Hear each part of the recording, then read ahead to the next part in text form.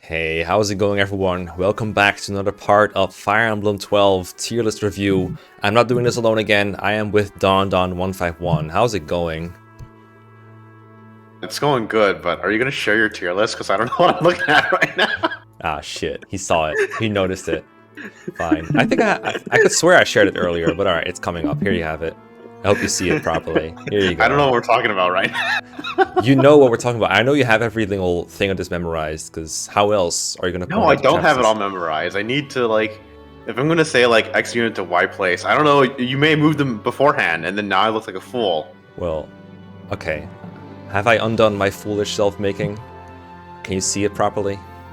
Okay, yes, I can see it properly. Great. Alright, because we are going to look at hopefully all the remaining units. That's the goal for today. Goals can be not met, but hopefully we will meet them. Spoilers, we don't, especially because a lot of these dudes aren't free silver right now. Maybe not supposed to be. I don't know anything about this game. The funny thing is, Donna, you can't see it, but in OBS I cannot show this whole list at once. Like, even if I scroll, I can't reach the top, but I'm pretty sure today we're not touching the S+ tier anyway, or the S tier. What is remaining is not very good. I think we are focused on the Nether regions. Yes. Of this tier list. I'm glad you put it that way. That's very appropriate for all age groups. Exactly, I agree. Okay. No innuendo intended at all. None at all. So I put a couple of units in interesting. I don't know if all of them deserve to be there. It's just that the units in free silver are free silver. Like, free silver is kind of like an inside joke that we had with the community a while ago with FE12, where it just crams a lot of late joining units into the game that have not a whole lot going for them besides giving you a free silver weapon, which is not even something I generally credit to a unit to begin with. Not all these even join with a silver weapon, but they're generally late joining pre-promotes that don't do a whole lot.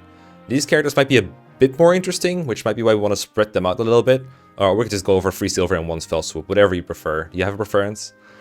I think we can go over all the remaining units in one fell swoop. But actually, before that, I still have some other changes I want to propose. Right, you had some little changes. That's right. Okay, we can do that for sure. Sure. Yeah, some minor travesties. Okay, minor in the Nether regions of the tier list. Okay.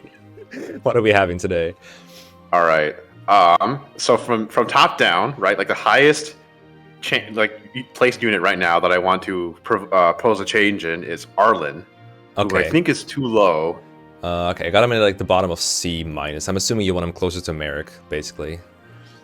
Yeah, so, you know, he can't really Excalibur unless you give him an arm scroll, and that isn't necessarily a free item. But the reason why I think he is underrated in this tier list right now is because he's got some really nice utility with the instant promotion on hard 2 difficulty and below specifically. On hard 3, his stats don't really match up all that well. But if you actually look at his personal base stats, right, he has like the same base stats as Etzel. Like, he has, I think he's 1 more defense than Etzel. I think you might have said this before, yeah. Yeah, and the same HP. No, he has the same defense, but 2 more base HP, and the same base speed as well. And that base speed, that 1 point over Merrick, is what lets him like double stuff as 11 Swordmaster with like a little bit of speed boost assistance. So something like a Rainbow Potion will get him there, right? Yeah. And he also has 1 more base magic than Merrick. Although granted, Merrick may have gained a point of magic in the prologue, but Merrick doesn't usually gain more than like 1 level, maybe 2 if you're really using him. But he has like exactly 1 fire tome to use in the entire prologue. Yeah. So before I finished the hard 2 0% growth run, I was like checking YouTube just to make sure that someone didn't already steal my thunder, and there was actually one person that had like uploaded a complete hard 2 0% growth LTC like maybe a month before I had like resumed mine. And unfortunately I think he took that LTC down, but I looked at all the strats because I already like finished my run at that point, and I was just like going through commentary to see like what the differences were. And one major deviation in terms of his strategy versus mine was that person used promoted Levensword Arlen instead of Etzel for a lot of things that I use Levensword Etzel for. I think I vaguely remember this. Was this in Henri's Way where he was being used? Henri's Way, and I think the next chapter as well. The Flame Barrel chapter, the Fire Dragon chapter. Yeah, okay, so I meant Henri's Way, like the whole Dragon Saga, basically. Oh, yes. Yeah, because what happened was, so I use a promoted Militia to find the speed wings in the bottom left corner of the map in chapter 11, because you need like a sage in order to do that, a promoted magic user. But what he did was instead of right? Exactly. I think what he did was instead of promoting Malicia, he promoted Arlen to fill in like Ethel's role in that chapter, used Ethel and Wendell's role, and then like had Wendell do Malicia's role. Something weird like that. Okay. So my point is that like he has utility, right? It's not like amazing, but it's definitely something that is doable without really any investment whatsoever. And so like I don't know where that would put him. Like it's definitely going to be higher than the whole this whole in my group opinion, basically. Gordon Warren contingent, right? I don't know if that puts him at the top of C minus or maybe even at the bottom of C plus. Yeah, for C minus, I think you have to wager him or weigh it against the prologue utility from Kain and Ogmar particularly. And then for C plus, I mean these two are also basically low investment, high utility kind of characters, and then these are like early game characters, prologue utility characters. George, I don't know a whole lot about. I think it's mostly about like flyer effectiveness and Parthia for him. I don't know how to weight that exactly.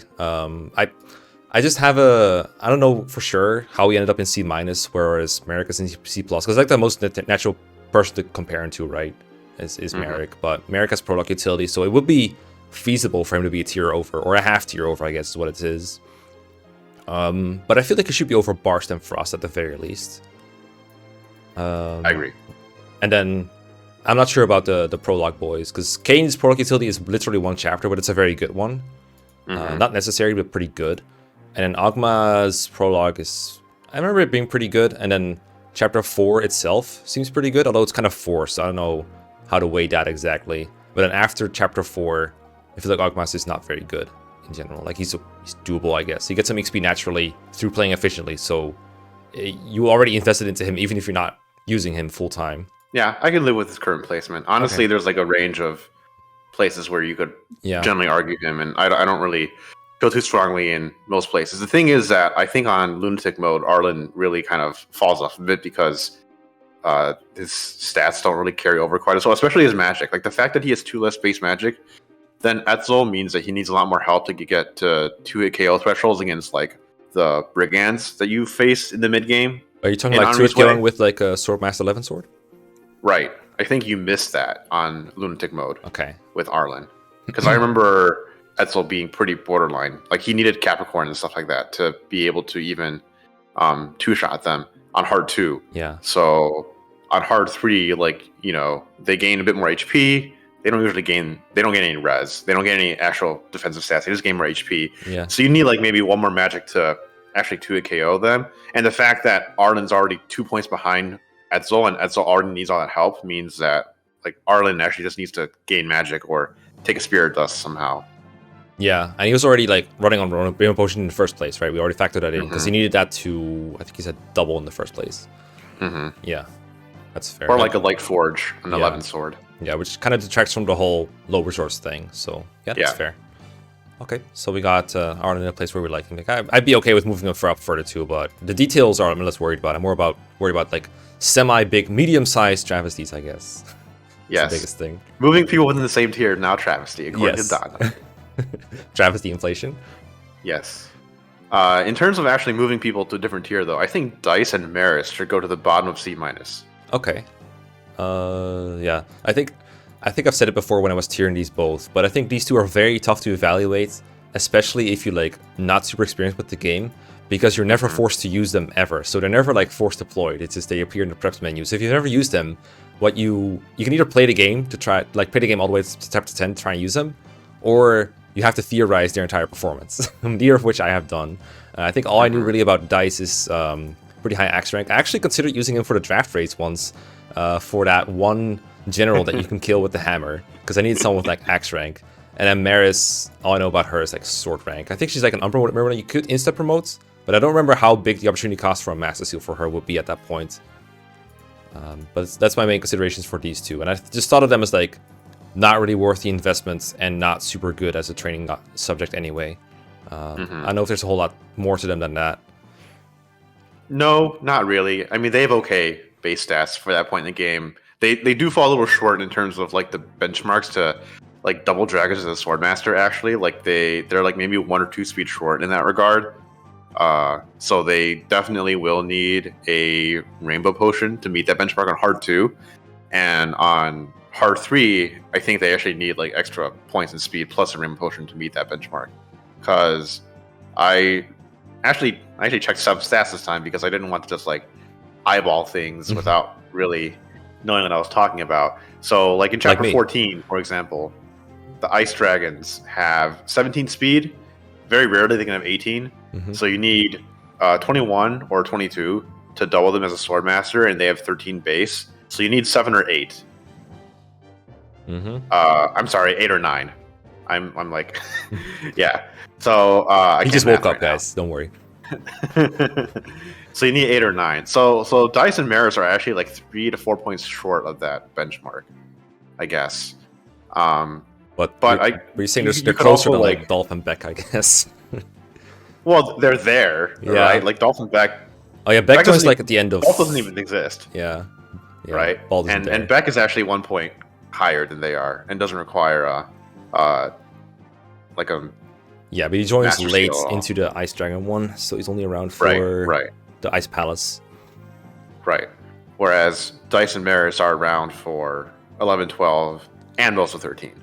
Yeah, so you're basically saying that makes them up to par with like Navarre-ish. Yeah, in my opinion, like there's a whole contingent of units, many of which we haven't tiered yet, but there's a whole contingent of units, including Dice, Maris, and Navarre, that are like very similar to each other because like they're units that start out either at promotion level or they start out like a couple levels from promotion level, like level 7 or 8, depending on where you are in the game. Like I think Navarre starts at level. Does he start level 8 or level 7? I can never keep these straight. I want to say 7, but he kills a bunch of dancers or a bunch of thieves, so... Yeah, he starts at 8, right? But like Navarre starts at 8, Roger starts at 8, Frey starts at 8, and Kane starts at 9. So they're like 4 units that all join kind of in like a pretty similar portion of the game where... and they all have pretty comparable base stats to each other as well. And so their roles in the middle section of the game are pretty interchangeable, and the only differences are, like, on the one hand, units that start below level 10, they need a little bit of investment to get to level 10, so they take EXP from everyone else.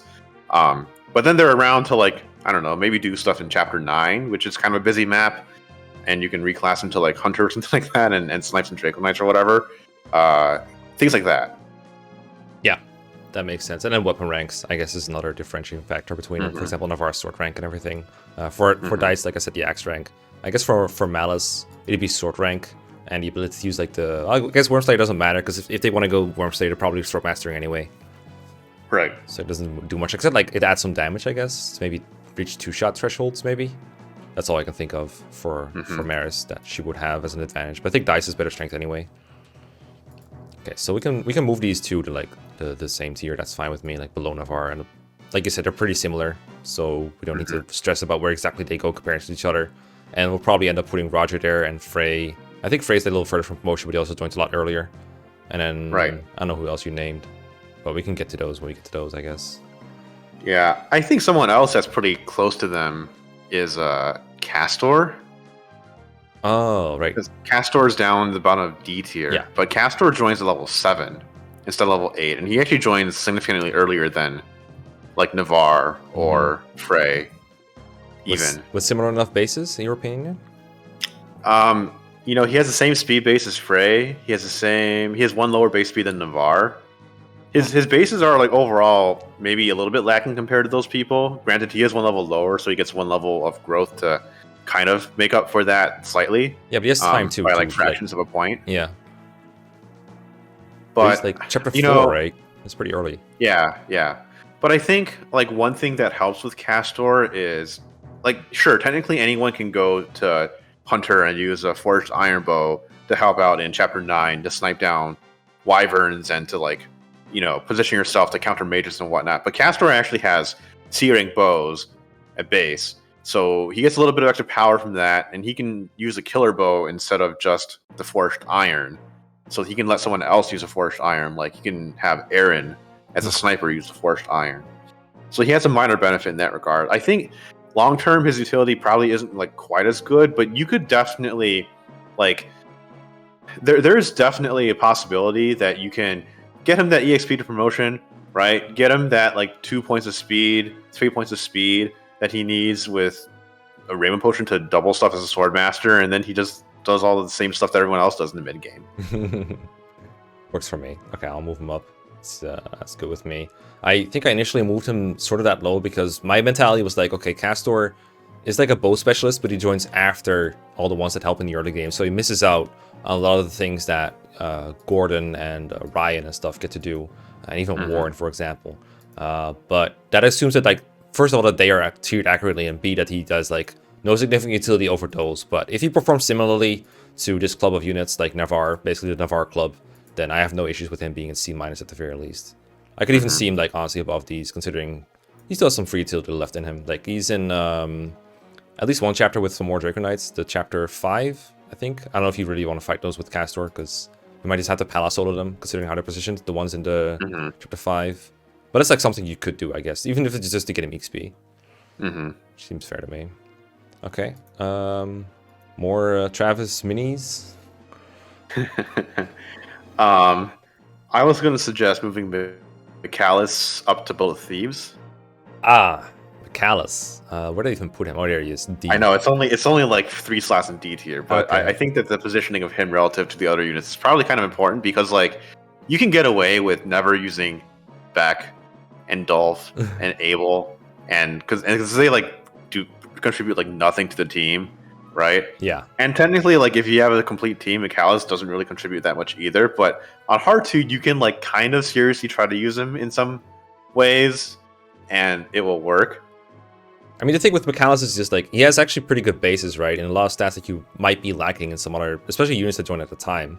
But it's just like, are you willing to take the risks with his low luck? That's I remember like the biggest problem with him is he can get crit by anything and just straight up die. Yeah, But he has 2 base luck. Yeah.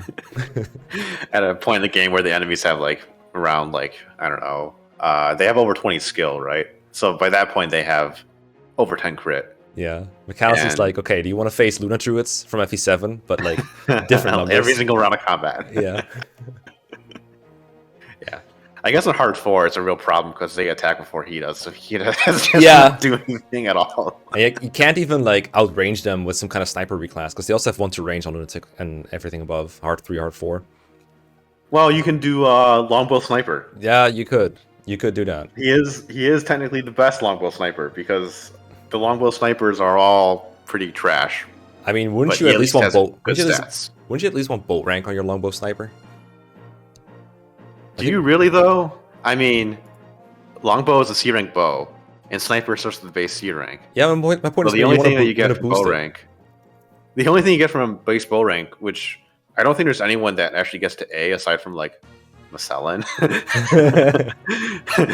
but most of the people that have base bow rank, if it boosts their bow rank at all, it boosts them to B, and you get 5 hit, which is like, you know, it's great. But Macallus also has a lot more skill than most other people. Oh yeah, because his stats are actually like really.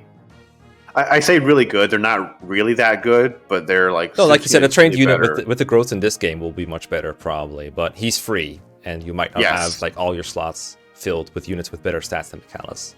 Yes. Like to kind of put things in perspective, Macallus is 8 higher base skill than Ymir. And Ymir actually has a base bow rank, although his bow rank will get him to B rank, right? Yeah. So Ymir has 3 more base luck. So Macallus will still have 2 more hit than Ymir does, even though he has no extra bow rank, if you use him as a longbow sniper. Okay, that's fair. I want to note one last thing about Macallus though, is this man has to like the gall to join, was it like 3 chapters before the game is over? But he still has B rank lances and B rank axes. Why couldn't they give him A? Like, what's the point of free silver if you don't even get an A rank, man? Come on, that's just dumb. Like, he can't even use the hot glare. Well, silver's a B rank weapon in this game. Yeah, so I know. I he guess fits the free silver bill. I guess it's free, but nothing more. But like, why can't he use the hot glare? Come on, that's like a natural treasure of his like country, right? Come on, that's stupid. I think the point more is that like the haute claire is rightfully Minerva's, so he can't use it. So they design it so that he can't use it. That's dumb, bro. That's dumb as shit. Okay. Next travesty. I would suggest moving Nina down. Nina? to Yeah. E tier somewhere. Yeah, I mean, we still have 3 bishops to go, but we can just initially position Nina there. I don't know if there's anything significantly different about them, but she's one of the last 4 characters to join in the game with like the last final fight. And I don't know, is this just you evaluating the last rescue or whatever that she does differently? Well, she doesn't even necessarily have to rescue in this difficulty. It can be like fortify or a hammer or whatever it is that she does. So one thing that she can do, and one thing that Ellis can also do, because they have the same rank, is they can use the Alm Staff at the end of Hard 2. Oh yeah, to get not your on higher back. difficulties. Yeah, and you could use it as like a pseudo dance, and that's actually kind of helpful. Oh yeah, but like, oh yeah, you can't get it in Lunatic because no warp, right? Is the idea? Right, no warp, so you can't get rid of that sorcerer that stands on top of the chest that has it, so you can't thief staff it either. Yeah. Okay, so you have a pseudo dance in Lunatic, or below Lunatic, I guess is the point.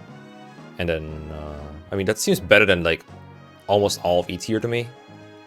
And then maybe not better than like whatever Board is doing. Like he hits one guy with a hammer, he's probably done more than Nina, I guess. So yeah, but there's like 4 sisters, right? Like they can all just, any of them can do a heal. Yeah, but don't you have a pretty high need for units like her in the final chapter, just through like, because you gotta move your units. I guess it depends on how you go about the chapter, right? Because you can, right. I don't know if you can one turn it in certain difficulties or not, if that's like expected. But the quicker you're playing it, I feel like the more you need the staff users, because you need to rescue up people to talk to them in the first place, and you need to get Medius killers up there as well.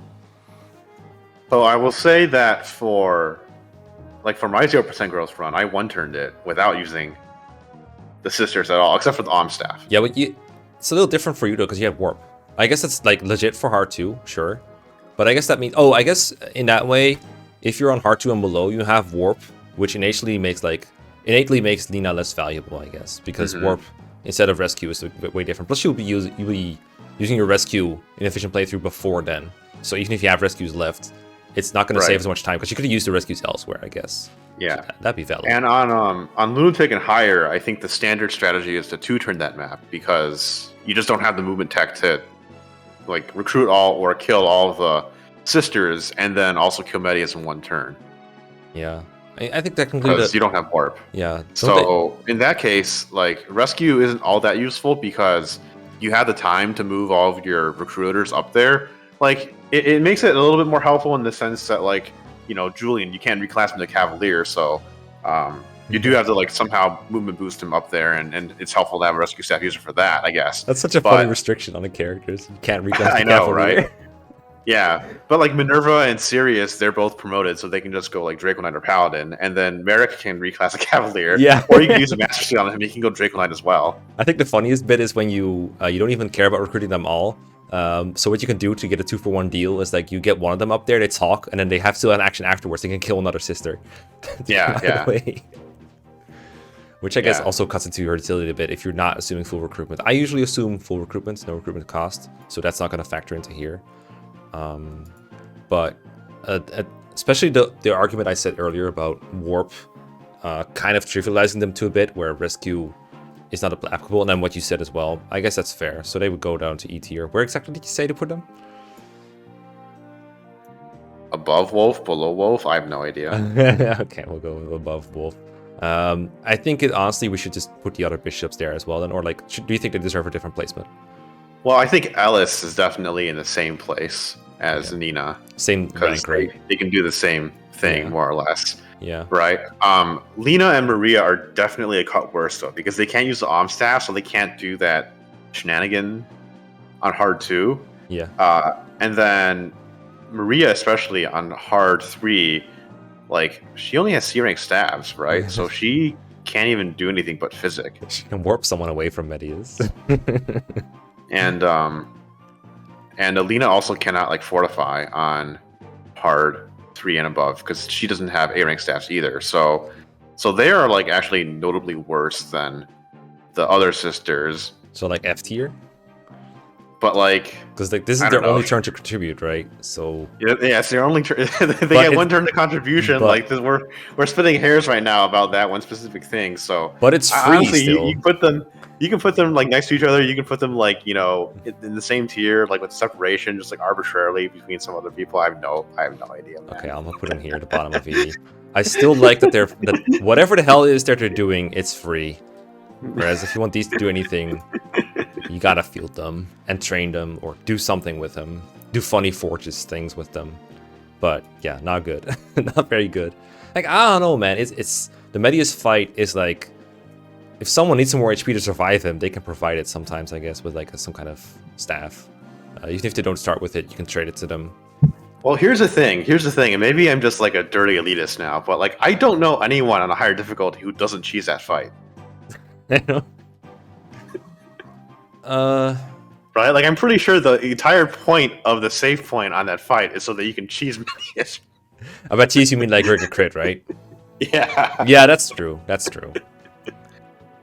That's true. I'm trying to think of like if there's something like on hard 3 where a staff would be useful. But the thing about healing is like if you're cheesing him, then you're probably not really caring about like a unit taking a hit and then taking another somewhere. Like everyone's probably going to face one run of combat per like period. That's it. So then healing is like completely worthless. So that's we just did a travesty with Ellis, then we just moved the bishops here. But are there any travesties left? I think that was basically it. I think the only other thought I had was to move Abel above Dolph. Oh yeah, I think you actually. I remember having an issue with this before. Yeah, I think you pointed out that the personal bases they were like in Abel's favor. I think. Yeah, and Dolph like was Abel like was the same better. Map. Okay. You know what? Not even gonna ask you to elaborate. It's just the personal bases that are different, right? I'm gonna check it for fun, just to make sure that you don't not pulling one over on me. Abel personal. What's the other one? Dolph bald personal is not working, so it's gonna have to be. So Abel has actually 1 less strength, but 1 higher speed, 3 higher defense, 2 higher luck, and 2 less res. Yeah. I don't know why I put him in the way I did in the first place. They have the same lance rank too. Dolph has bow rank, I guess, which I think is better than sword rank by a little bit, but not so much that I care. Like if you're using a bald guy with bows, it's probably Macellan. The thing is that like a 30 weapon EXP in bow rank doesn't even give you anything when you're anything other than a general, right? Yeah, because that's like from E to D with a class that has nothing in the first place, right? Yeah. Yeah. So like even if you're horseman, it doesn't bring you from D to C. Yeah. And then when you're sniper, it doesn't bring you from C to B either. Look, you can train him better in bows that way. No. Oh no. Oh no. Yeah, sure. I mean, if you want them to kill anything, you will put them to Swordmaster and hope their speed can actually like do stuff. All right, one of those high speed characters, I guess. Well, not really high speed. They have the same speed-ish too. I guess in that way, if you're putting him a Swordmaster, then the sword rank is actually slightly better. Not that it does anything for Swordmaster in the first place, because they don't get to next rank either. But he's closer, I guess. Okay. Yeah, Palette Emblem actually prefers Dolph because of the 2 higher base res. I'm glad we're just kind of splitting hairs at this point. Yes, we're just kind of splitting hairs at this point. We are. Okay. We still have a lot of free silver, characters left to move in other places. So you have the guy you have absolutely no notes and no idea about in what is his face? Brown Warren. Brown hair Warren. Cord. A guy with no notable bases, no weapon ranks, which is stupid. Why does he have... So he joins as a fighter, but he has E rank axes, just like a Shadow Dragon. I think this is copy-pasting him over for Shadow Dragon. I think his bases are actually the same. Let me check what they actually are. Cord, personal. Oh, I don't know, but you know the joke is that like he and Board are both woodcutters, but clearly like Board is the one doing all the work because Cord still has no axe rank. Okay, he's literally the exact same. No, actually, he's not. Its bases are the same, but its growths in FE12 are just slightly improved all around. Like it's like 10% everywhere, basically. But kind of a testament to how like how much inflation there was to FE12's growth rates, where Cord's growth in FE12 really don't look so good in the crowd, whereas in FE11, like remember the old days when Cord was like top tier? Like the old days? Yeah, when people didn't play the game, just looked at the stats. Before like, people wow. knew how forging worked. Yeah, when you reclassed Cord to a hunter for 10 levels, then reclass him to general, and then you play him for the rest of the game like that, the 10 hunter, 10 general strats, yeah, those. The hunter general strats. The hunter general days, yes. Glad those are over. Although it was a better time, it was a simpler time. Yeah, I mean, before I had Castor around here because I thought he's kind of like that, right? A unit that kind of joins early, you got to invest into it, and then it sort of turns into something, but there's so many better investment projects that you don't really want to. I think board is better because of the hammer rank, or I've called the hammer rank. It's obviously the C-axis, which is more than just hammer, but hammer's the main thing. And then I'm trying to find what else is like comparable to him, because he does join like pretty early to the point where if you wanted to use him, you have an easier time like integrating him into your army, I guess, like using him for a long time. But at the same time, it's also more investment, so it's not even like a strict benefit to him. He's just like kind of mooching XP from your army. Honestly, more of a detriment than anything else. Like if I don't know if you remember this argument. What if Cord 2.0 joined a lot later at the same level, but without the investment, would he be better? I think the answer is yes, because you don't have to invest into him as much. Oh yeah, for sure. So in that way, I mean, he'd have weapon ranks and something. Presumably. Yeah, probably. I mean, if he had exactly as much weapon rank as he would get by using him naturally, then yeah, he'd still be better. Because, I don't know, let's see, if he joined like chapter 4 with like D rank access or something, I'd definitely take it. I'm trying to find like a comparable character to him, because like I think he's better than Lorne, who joins, I think, a significant amount later, but not much better bases at all. But worse than board. So, like somewhere in like, I want to say E tier still. Personally. So like slightly below Tiki or above Tiki. I don't. Did we discuss Tiki at all? I'm trying to think if there's like a way to compare them. No, I don't think we. Yeah. I don't think we discussed Tiki, but I think Tiki's actually fine where she is. So I've got a comparable character in E tier, and that's Mathis. Mathis joins one chapter after Cord. Oh yeah. And they're both shit. Yeah, no shit. I mean, Mathis has like D lances, I think, to over him, and that's about it. Right. Mathis is lance rank, Cord is growths. Yes. I'm glad you managed to sneak that one in. It's like, yeah, growths advantage is the same as 38 weapon XP in lances. Donald really likes his growth. Okay. I don't know, man. Which one do you value more? You know. I mean, I'll take the growth any day, because his growth. I think Cord has like funnier potential. Mathis is just kind of like gonna be. At this point, we tier forever. At this point, we tier based on comedy, not on utility. Although, honestly, Mathis has really good comedy utility as well, but it has nothing to do with his stats. Okay. Yeah. Mathis Cord run when? I know someone is soloing, I think, FE3 with, like, I think Mathis, or maybe they already did it. I think Jimmy Blaze is doing that. But that's FE3, that's different. Yeah, isn't FE3 Mathis like actually not terrible? I think so. There's one iteration of Mathis that's actually not horrible. There is an iteration of an early Fire Emblem game in Archanean where one of the Cavaliers is not terrible. Don't ask me which of these configurations is the good one. Okay.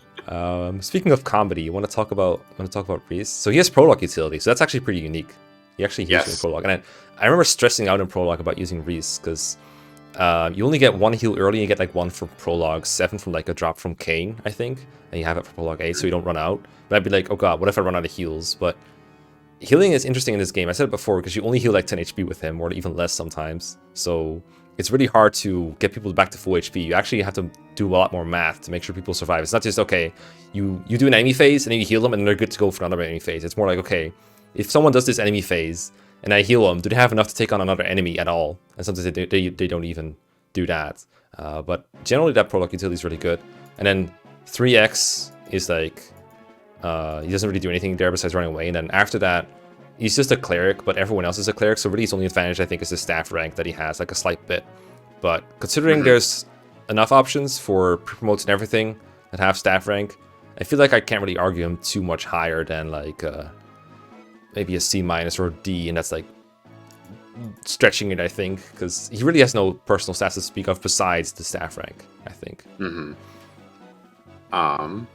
Well, let's see here. So first of all, the whole like heal, like the amount of HP healed. This is a game where it actually matters whether or not you use men to recover. Yes, that matter, right? It's not like the other games where it's like, oh, they're basically all the same because all stats heal to full or near full. Here it's like mend is actually a conscious decision that you have to make. Yeah, men's like 16 HP or something. So with Wrys, I guess 2 things to consider are, first of all, he's like super important in prologue, because I don't think there is one like universe in which people play prologue without using Wrys somehow. Right? Because the healing is just that important, and he's the only one that does it. It's not like you have any other healers. Yeah, because you can't reclass. Yeah, available at that point. You turns into the Athena / George chapter, right? Yeah, and even though his heals only heal like 9 HP, right? It's basically like it allows someone to basically use a vulnerary and do something else in the same turn, or to like double vulnerary on the same turn. That's one thing that that he brings to the table that you cannot do, right? Like, oh my god, healing 19 HP in one turn, like that's unheard of. But that's the one thing that he allows you to do in Prologue, which is important on the higher difficulties because, like, there are definitely places later in the Prologue where you're going to want to heal 19 HP in one turn. Oh yeah. Or you just. This sounds ridiculous, and I'm like trying to advertise healing 19 HP in one turn as an important thing, but I think you might run out of vulns if you don't have him, because you just need that much healing. I think in Prologue. Maybe. I mean, you could definitely try to argue that, he heals as much as a vuln, so why do you even need to deploy him, right? That's bullshit. But it's like the situation with deploying a dancer, which is you could deploy an extra unit and just have like a different action, but the fact is that the dancer allows you to double up on one particular action, and that's what makes him powerful. So Wrys allows him to double up on using a vulnerary, more or less. Yeah. And in the Prologue, that's really powerful because you don't have that many options in the Prologue. Yeah, I agree. I want to bring up one counterpoint though, and it's I think there's some maps where you either don't have the space or you don't want to deploy Wrys instead of like a combat unit. I think like the Ogma Drug map, I think you could argue that Wrys is not optimal deployment, but that's more an exception than the rule. I think every other one you want Wrys. Pretty sure. Yeah, because Prologue 6 is so small. I think it literally fits on your DS screen. Yes, it does. Yeah. So he's kind of weak in Prologue 6, but you also don't get Ogma till Prologue 7 anyway, and Kane till Prologue 8. So you get Wrys for a bit longer than that. And then, I would still deploy him in 8 anyway. I usually do that. I usually deploy him in 8 anyway. Wrys. Yeah. So the other thing to consider is that there's definitely ways to beat the Prologue without Ogma or without Kane that don't really penalize you all that much. They're good in Prologue, but they're not essential. You can get away with just using Athena and then trying to use Drog in Prologue 8. And it's not actually really going to cost you any turns unless you're rigging crits everywhere. And same thing with trying to use S instead of Kane. Kane is helpful, but there's definitely ways to beat Prologue 8 without Kane that don't really cost you anything. Whereas with Wrys, I'm pretty sure you just kind of have to use him in certain places. And then in terms of kind of longer term utility, right? Ogma and Kane are kind of the whole Frey Navarre bunch, where you can promote them and then they're probably kind of okay, but they're not really standout. And Wrys is kind of that equivalent for staff users, except you kind of do need to grind up his staff rank a bit more, because I find it hard to get him past D rank staffs, the very beginning of D rank staffs in the Prologue. That's if you're playing slowly, you can maybe get him to D.5, but if you're playing quickly, sometimes you don't even get him to D rank staffs. But if you really tried, you could probably get him to C rank staffs by just deploying him in random chapters and spamming barrier and whatnot, right? And then he can warp, and then he's basically a better version of Frost at that point in the game. And then he could use Physic as well, right? So I think with all of this, I would probably put him at the bottom of C+ tier. Okay, I can see that. All right, give me one quick second. I think that his Prologue utility is better than Kane or Ogma, and I think his long-term utility is more defined than Kane or Ogma. Yeah, fine with me. You said bottom of C+, right? So around here somewhere. That seems fine. I think Cecil technically has Prologue utility, but it's obviously not anywhere close to what Wrys is providing. And then, I don't know, would you say Cecil's better in the main game at all? Because maybe we can move him up further, or move Cecil down a bit. Well, if you use Cecil as a long-term unit, I think she's actually still pretty good, right? Yeah. She has the durability issues, but she can definitely work on lower difficulties. And on Lunatic is where the 2-hit plus 9 HP healing bulk is really a challenge. But technically, you can get around that with Lunatic stat boosters too. So good enough. All right. Fair enough. I've tried using her in Lunatic before. She didn't really impress me. There was a point in the game where I was you know what, Cecil's faster than Luke, so maybe she's worth using, because they both specialize in swords and whatnot, but the bulk difference actually just made too much of a difference. And the fact that Luke usually already has a level lead by the time that she joins. Okay. Alright. Cool. I like the healer spiel. Okay. Frey, so same joining time as Norn, better bases. I think you mentioned it before in that whole part about Navarre and Kane. So you think it's comparable to Navarre and Kane then, or like Yeah. around that point, minus the prologue utility, of course. So like in the same quadrant, I guess. I think overall he's better than Navarre just because he can go to Draco Knight and use lances, whereas Navarre cannot. Yeah, because Navarre just has a sword rank, which is like it's cool if Yeah. you're a sword master. So he can- but, yeah. So Frey can take just like a hilarious forge and bonk stuff with it too. Navarre doesn't have that option really Oh. without an arm scroll. Mm-hmm. Yeah, you see lances and these swords in Cav, so both give some options. Like you probably still do funny stuff with a sword, just like Navarre, but then he has the lance options on top. Seems fine to me. Obviously, Navarre's sword rank is better, but you'd rather have the lance rank for what you just said. Like you can do Draco Pike Stiff. I think I also considered drafting Frey during that FE12 draft race we did in hard one, where I was like, you know what? If I need another guy to like kill flyers in the desert, I could just draft him and like maybe get some weak speed. The problem I had with Frey in particular was that he joins right before you want to promote people really badly. Like it's such a huge jump in performance between like chapter 8, 9, and 10, whether you're promoted or not, because of the forest in the Navarre chapter. And he joins like the tail end of 6. So if you want to promote him, he has to get kills there, or else he's just not making it to promotion before that. And that's really a big cutoff point. But you can probably get it to 10 before the desert at least, which is like the other big cutoff for me. But if you can get there, then you're obviously good. For like That's why you send him to the kill grounds. Yeah. Drill grounds. Oh, that's an option, I guess. I don't know. Drill grounds seem kind of crazy. If you need drill grounds, I think that's like a pretty big thing because gold is so good in this game. I don't want to send people to the drill grounds for like fighting if I can help it. But I will admit I didn't. Gold is consider good because of drill grounds because you can convert gold to stats.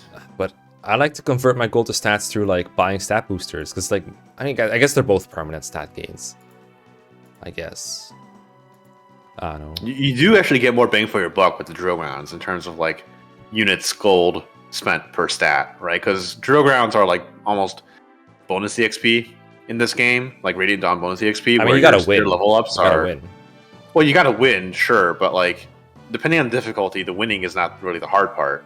I guess on lunatic mode, the winning is the hard part, but on lower difficulties, the winning is not really the hard part. Maybe carrying a streak for like the really boosted EXP gain is, but it's still definitely possible to go on like 2 win streaks and whatnot because you can just rig that, I suppose. But like a 2 win streak will get you almost a full level, and then a full level is like somewhere between 4 or 5 points for most of the cast because the drill grounds in this game is kind of like bonus EXP from Radiant Dawn, where like you're guaranteed a certain number of stat ups, but it depends on your total growth rates. It's not like Radiant Dawn where it's only 3. Here it's like if your growth total is between 400 and 500, then you'll gain 4 to 5 stats as long as none of your stats are capped. Yeah, remind me, you talk about boosted gains. Can you only use drill grounds once per unit or something? Like, are you barred from drill grounds after going in once? Or do you just No, it's so drill grounds actually works differently depending on the difficulty.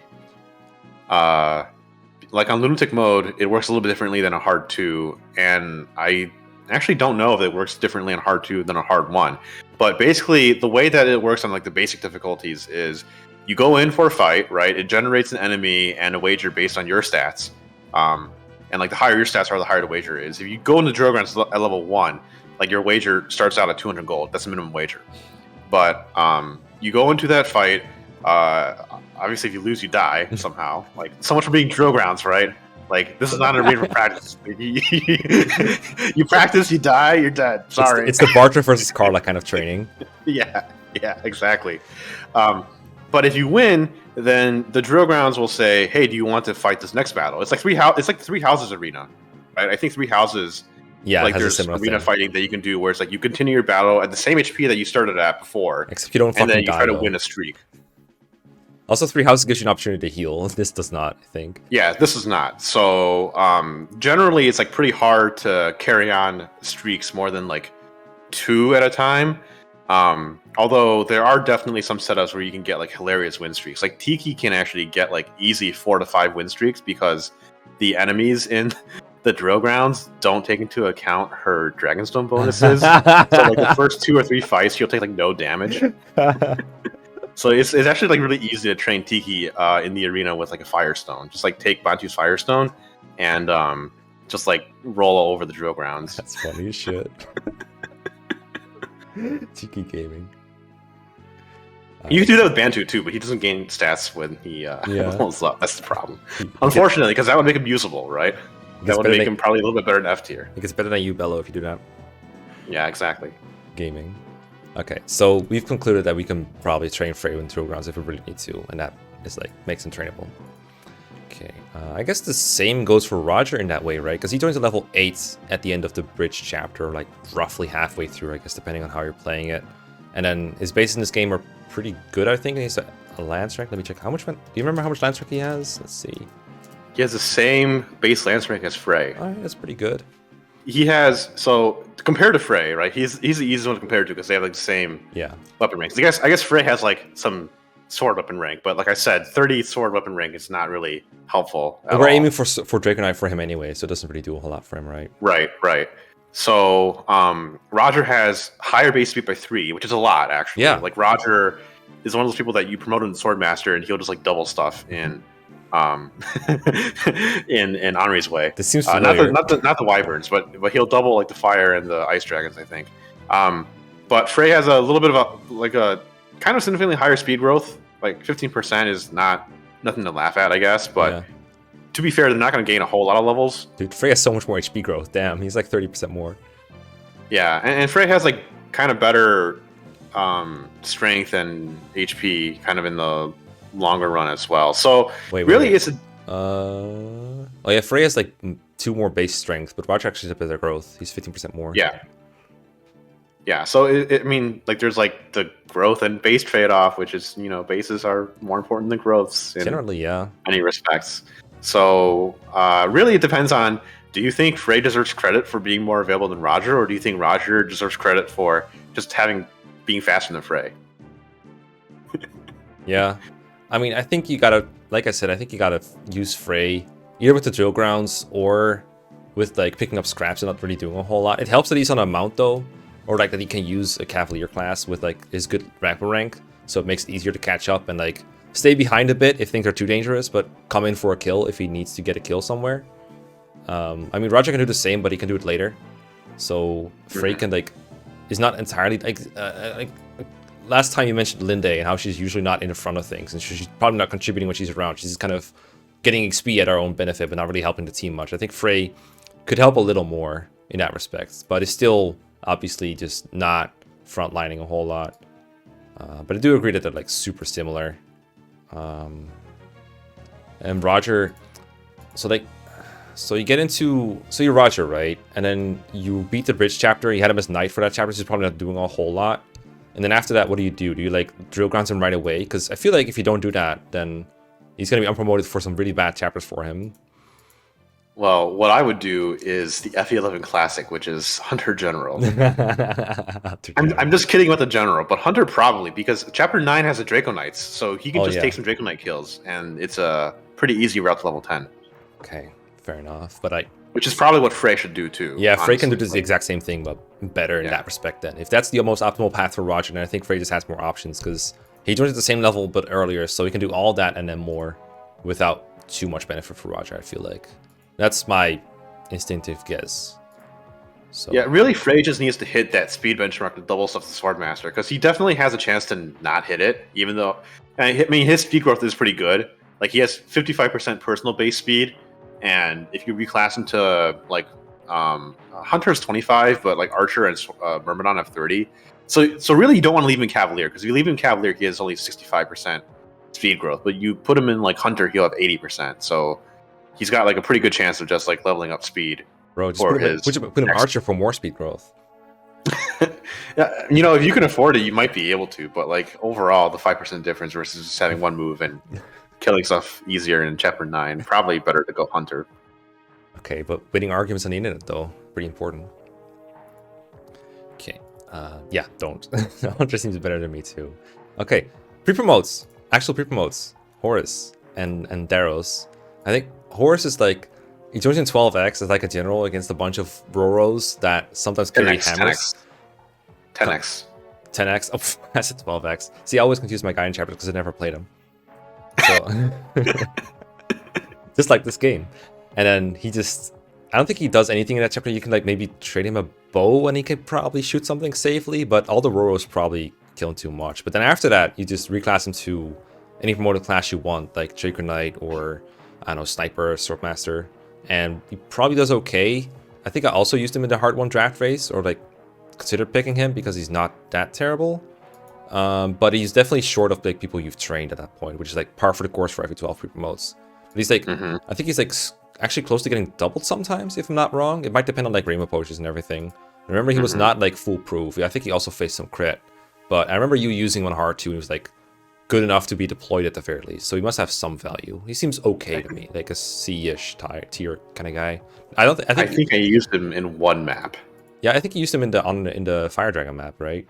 The Fire Dragon map, Yeah. and it was only because I couldn't use Ceta because of like weird AI shenanigans that happened. Okay, but here's the thing though, that's like the hardest map in the game, so it still deserves like, it still speaks to him that he can be deployed in that map and be somewhat useful. But I do feel like I think he's like worse than Leiden and Dolph, but maybe like, I don't feel like he's a D tier. Let me put it that way. I think he's like a C tier somewhere here. Right. I think he's a C- tier. But so the way that I would describe Horace is he is basically like the Frey, Navarre, Dice, Maris group of people, except he never had to use a Master Seal. That's really the only thing about him. Because if you look at his personal base stats, like the thing about the characters that they added to this game that weren't in the original FE3 was that a lot of them actually have like better personal base stats than what you would expect, right? Like Leiden and Dolph and Daros, like their personal base stats are way better than someone like I don't know, like Rogers, for example, right? Because Roger was in the original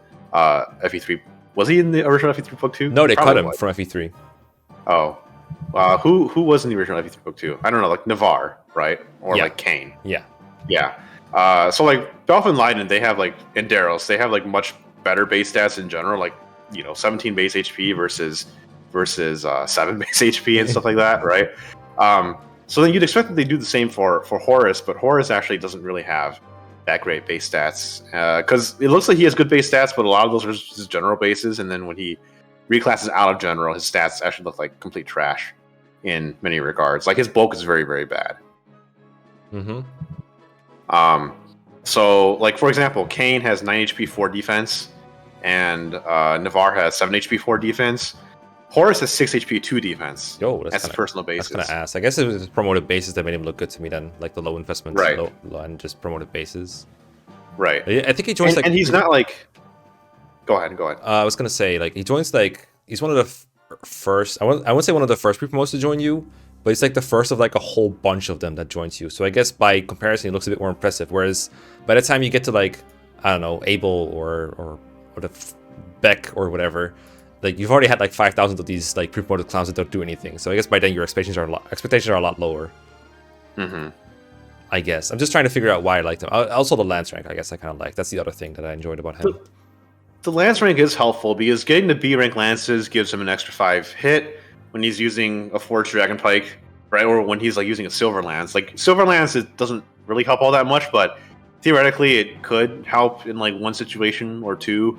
If you need to do chip but you don't want to use a Dragon Pike. Well, there's like a couple human enemies right among all the dragons, so you don't always need to be using a Dragon Pike, and then it's helpful, I feel like. But that's about it. It's pretty rare because he's, like you said, his stats are kind of garbage, so you don't often want him to be the one doing that. And if he misses, he probably dies or comes close or gets crit or something. So I mean that's how I would describe him. I would describe him as like somewhere between. Like one of the units is like anywhere between Frey to Maris right now on the tier list, except he never had to promote, but his stats are also like kind of trash, and he has no long-term potential. So he should be around them, but whether you want to put him above or below, it's kind of up to you. I would be inclined to just like put him above all of them, just because he doesn't require any investment. So you can just like use him and then be done with it. Whereas everyone else, you kind of have to like get them the promotion and then like use them and whatnot. But like, after Chapter 12, when you have options like Daros and Dolph and Leiden and even Robert available, right? Like Horace just falls off the map because Horace's stats compared to all of those units are much worse. Like he is strictly worse in pretty much every respect compared to them, except like he has more strength than Robert. But Robert is not considered to be one of the better ones of those. Like he has 6 less HP than Robert. He has 11 less HP than Daros and Dolph, 10 less than Leiden. So that's like a huge difference already. And then he also has less defense than like Daryl's Balfour Lighted as well. And he's not faster. Yeah. I was gonna put him above. I was like, okay, less investments and similar-ish performance. That sounds like an above to me. But the amount of like things he does worse and the complete lack of long-term makes me want to put him up below, actually. I was half tempted to put him like smack in the middle to annoy both sides of the argument, but I was like, you know what? Let's just put him below. It's fine. It's fine. Because like, I don't think the Master Seal itself is a very big investment. I think like maybe a couple of levels on these units is like a little bit. But at the same time, you want levels on them anyway, because to make them get good with their good growth and everything. So I don't think it would even change very much if they joined the level 10 compared to Horace at the very least. So that's the way I feel about it. You know, I would maybe actually put him above Navarre just for the Dragon Pike, honestly. I can see that. That's fair. Right? Because Maris can't Dragon Pike, Dice can't Dragon Pike. Yeah, but these two can. Castor so yeah. probably can't. Yeah, that's fair. And getting to Dragon Pike is pretty hard when you don't have that track to begin with. So I don't think they can. And like there is some utility in using an unforged Dragon Pike too. Like there's that one particular strat involving the flyers in chapter 12 where it's like, you know, you trade around the forged Dragon Pike to one-shot 2 of them, but then the third one you like javelin ship and then you use an unforged Dragon Pike. And Horace is really good at doing that. Whereas the other people that are in that region of the tier list cannot really do that because they can't Dragon Pike. They can javelin, I guess. Yeah. I mean, what I said before is like with Horace is like if you use an unforged Dragon Pike with him, you probably don't have it probably doesn't have any hit on it, right? So he might have like a pretty good chance of missing and failing. That's like the main thing I'm afraid of when I'm using Horace is he can always die. But he's still around to do it, I guess. It depends on like how many of these dudes you have available. Because if you only have like 3 of those guys, then Horace will probably add to it. I don't know how many more dudes you need at a time to contribute that. Because if you're only fighting 3 dragons at a time, then you probably have enough Lance rank users to do that by yourself. Like we have a bunch of good Lance users up here that can do that. So depends on the demand, I guess. But I definitely agree that he should be.